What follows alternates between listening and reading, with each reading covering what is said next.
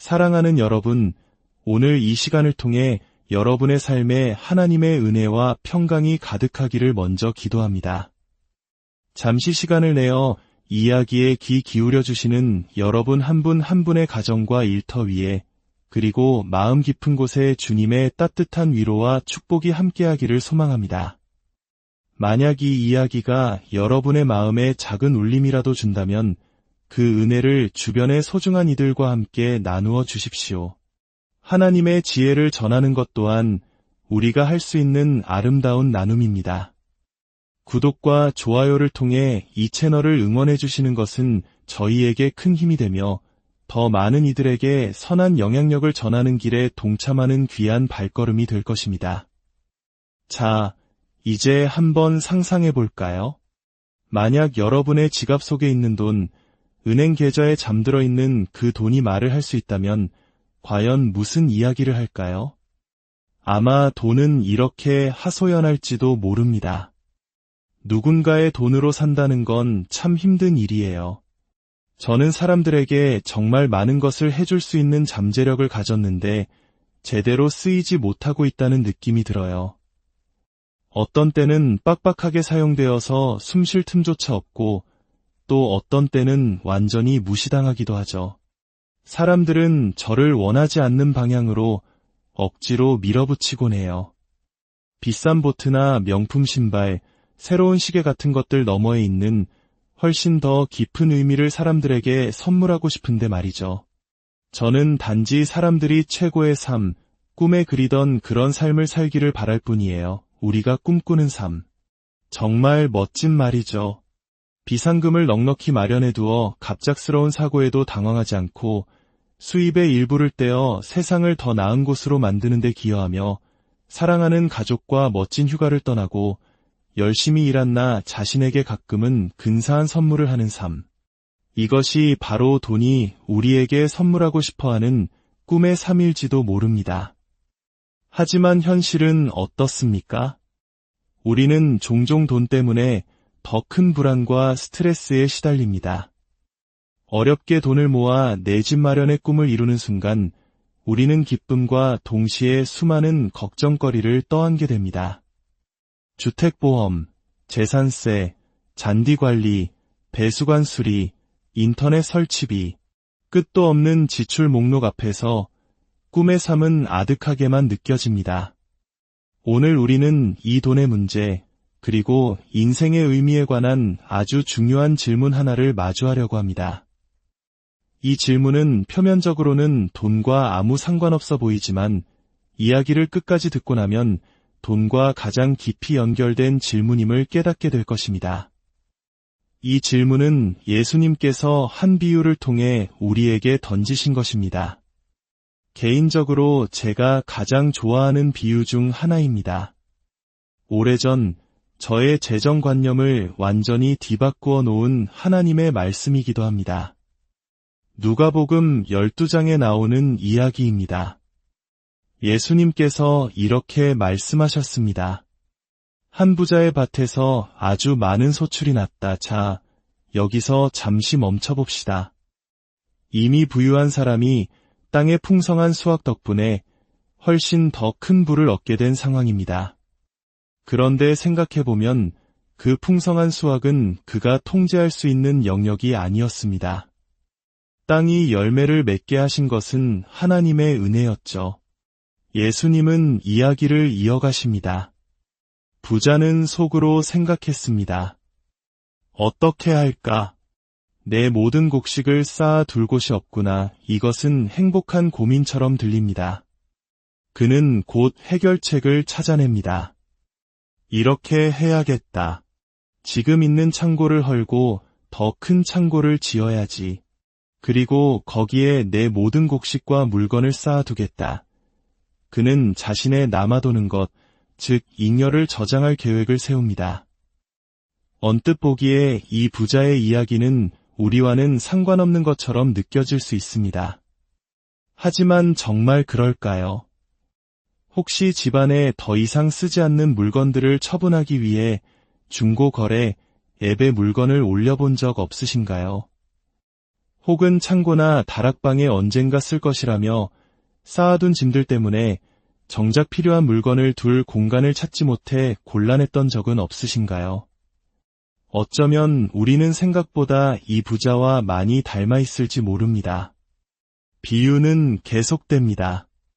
부자는 스스로에게 말합니다.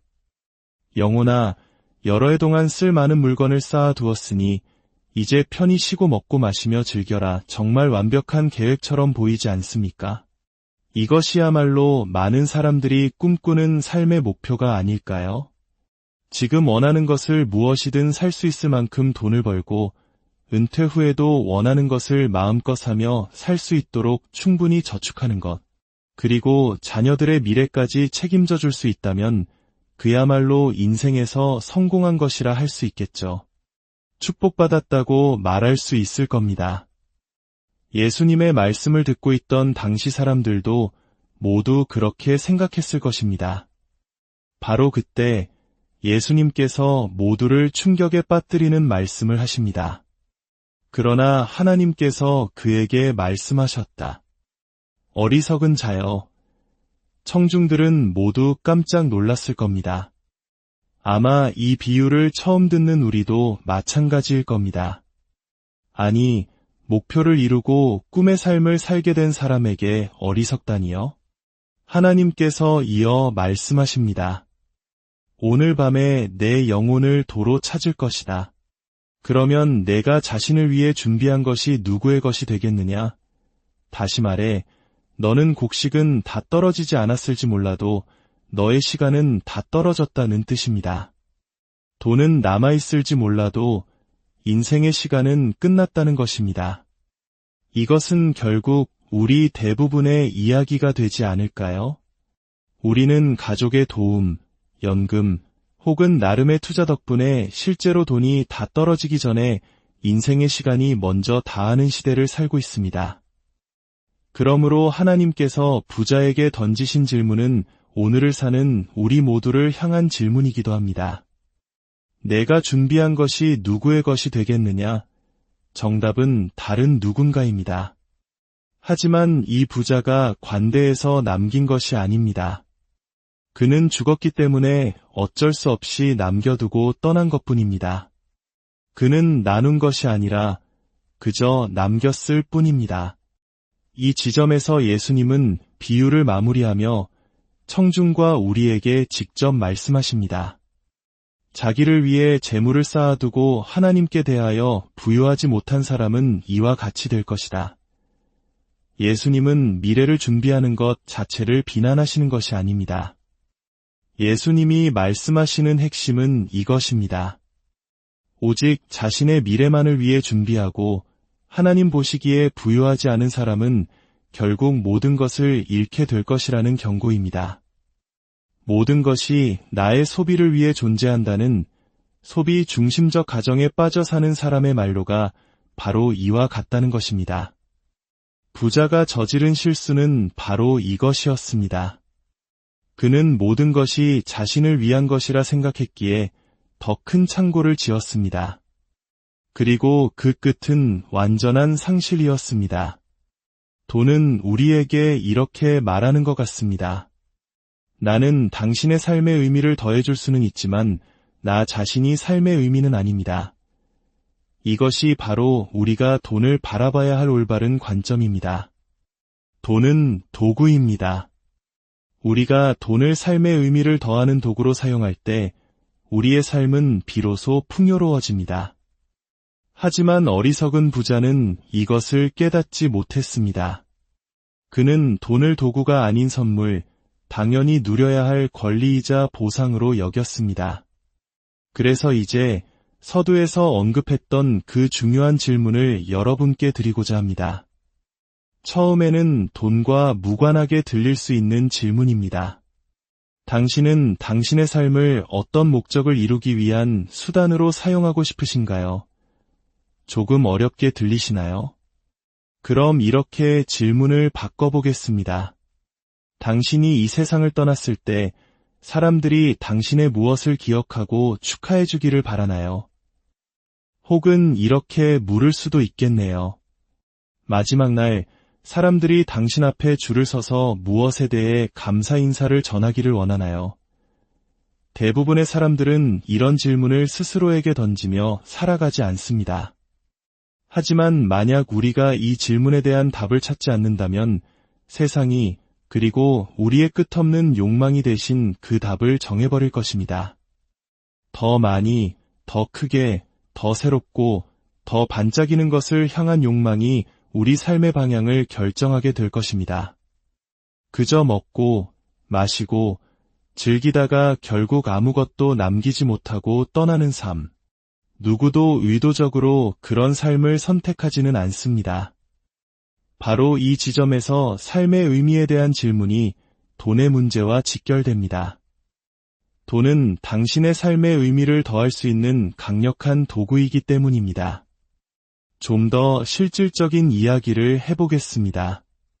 재정의 우선순위를 바로 세우는 가장 좋은 방법은 먼저 나누고 다음으로 저축하며 그리고 나머지로 살아가는 것입니다. 우리의 최우선 순위를 소비가 아닌 관대함과 나눔으로 재설정하는 것입니다. 보통 가장 마지막 순위였던 나눔을 가장 첫 번째 자리로 옮기는 것입니다. 예수님께서 내 보물이 있는 곳에 내 마음도 있다고 말씀하셨기 때문입니다. 이 원리는 반대로도 작용합니다. 만약 당신의 마음이 있는 곳을 바꾸고 싶다면 당신의 돈이 가는 곳을 바꾸면 됩니다. 수년 동안 제가 사람들에게 제안해온 방법이 있습니다. 나눔을 실천할 때 2가지 마음으로 하라는 것입니다. 바로 감사하는 마음과 아파하는 마음입니다. 먼저 감사하는 마음으로 나누십시오. 여러분 자신이나 가족에게 큰 도움을 주었거나 여러분의 삶을 풍요롭게 해준 공동체나 단체를 선택하십시오.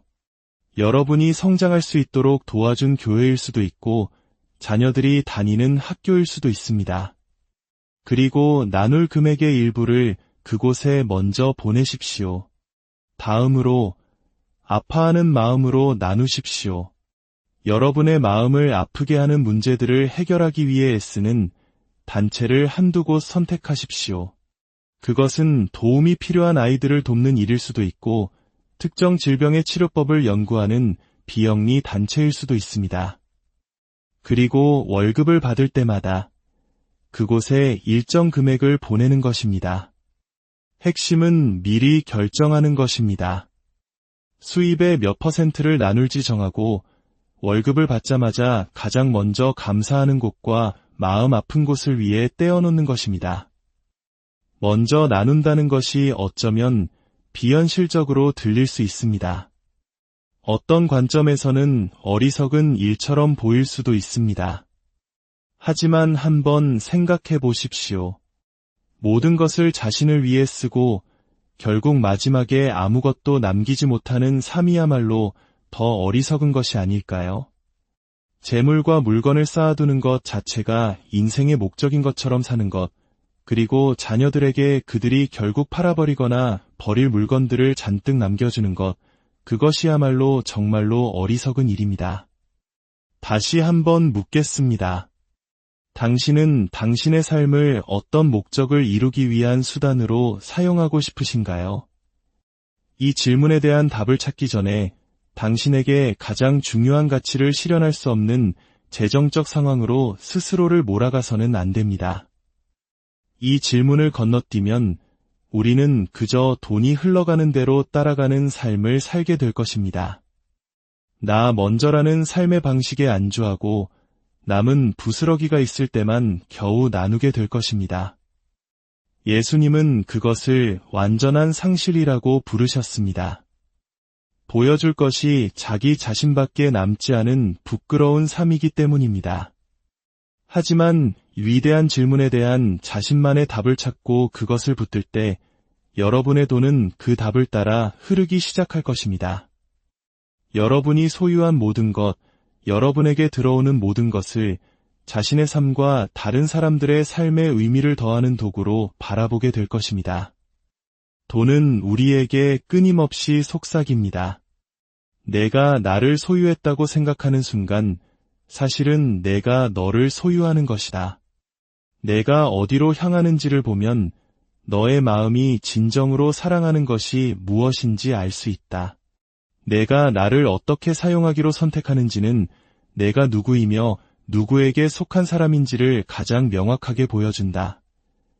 부디 소유주가 아닌 하나님이 맡기신 것을 지혜롭게 관리하는 청지기로 살아가시기를 축복합니다. 소비하기 전에 먼저 나누고 저축하십시오. 그 과정 속에서 예수님께서 돈에 대해 말씀하실 때 언급하셨던 진정한 평안과 만족을 발견하게 되시기를 간절히 기도합니다. 여러분의 삶의 모든 순간에 하나님의 인도하심과 채워주시는 은혜가